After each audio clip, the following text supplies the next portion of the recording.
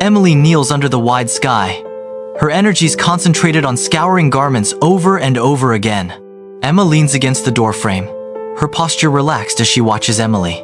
Their mother stands a short distance away, directing a stern gaze towards Emily. The mother's words cut through the air, her gestures sharp and critical. The mother shifts her attention to Emma, showering her with smiles and compliments. Sunlight bathes the kitchen as Emily meticulously prepares a humble meal. Emma stands nearby and complains, making the morning quiet with her angry face. Not this again. Can't we ever have something decent to eat? Their mother sighs wearily, her face lined with fatigue as she begins to portion out the meal. It's evident that Emma receives the largest and best serving, which is unfair. Emily is left with much smaller scraps, which is a quiet sign of the unfairness in the family. Amidst the familiar clucking of chickens, Emily calmly scatters feed. There is a sudden crow from a rooster that breaks the silence. Startled, Emily gasps as her cross-stitch slips from her grasp. The cross-stitch tumbles into the dark abyss of the deep well.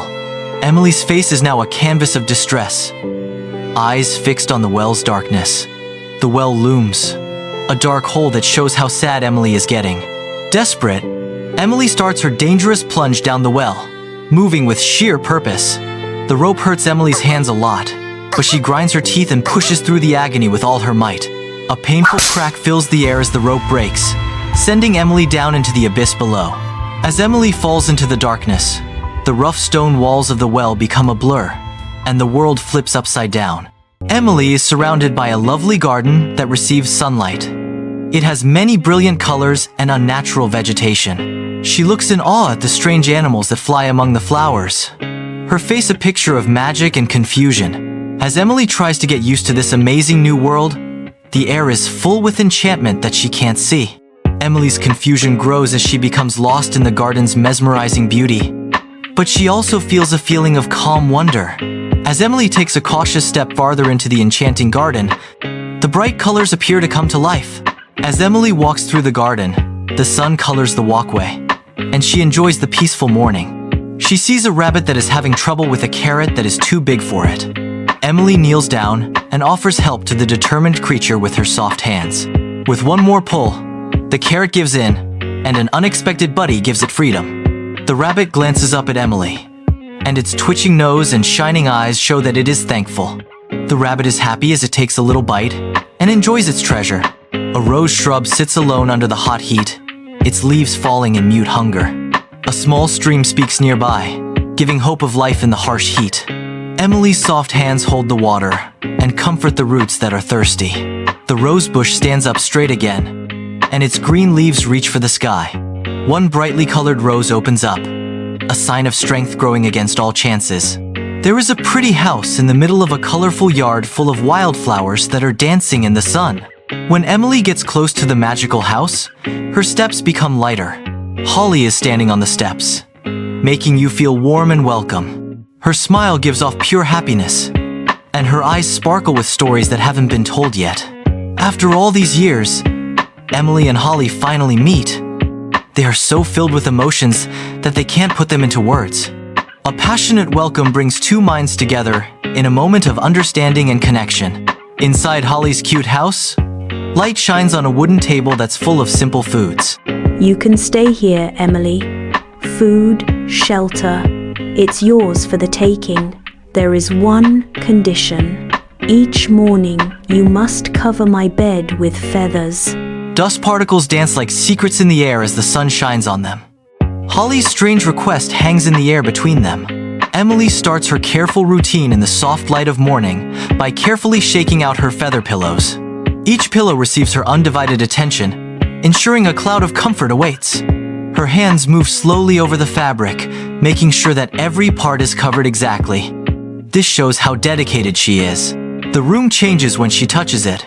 Each move is like a brushstroke that turns the space into a peaceful haven. With one last critical look, she finishes her work and leaves a place that is perfectly clean and quiet. The dining room is filled with sunlight as Holly, who looks beautiful, puts a hot plate in front of Emily. Emily looks at the food with a face that shows both thanks and interest. I hope you enjoy it. You've earned it. Thank you, Holly. It looks wonderful. So, tell me more about the garden. You seem to have a real knack for it. It's peaceful. I feel useful. It's been a long time since I felt that. The days are a blur of work, and each one is a stark reminder of her home, which is far away. It's getting harder for her to do her job, and each morning makes things look worse.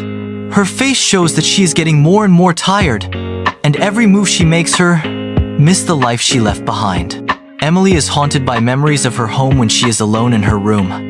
Each thought makes her feel a sharp pang of sadness. Emily's eyes show a deep longing, and her heart feels heavy every day that she is away from the things she loves. Holly's house is filled with sunlight, which gives Emily a nice glow as she sits and thinks. I miss home, Holly, so much. I understand, dear.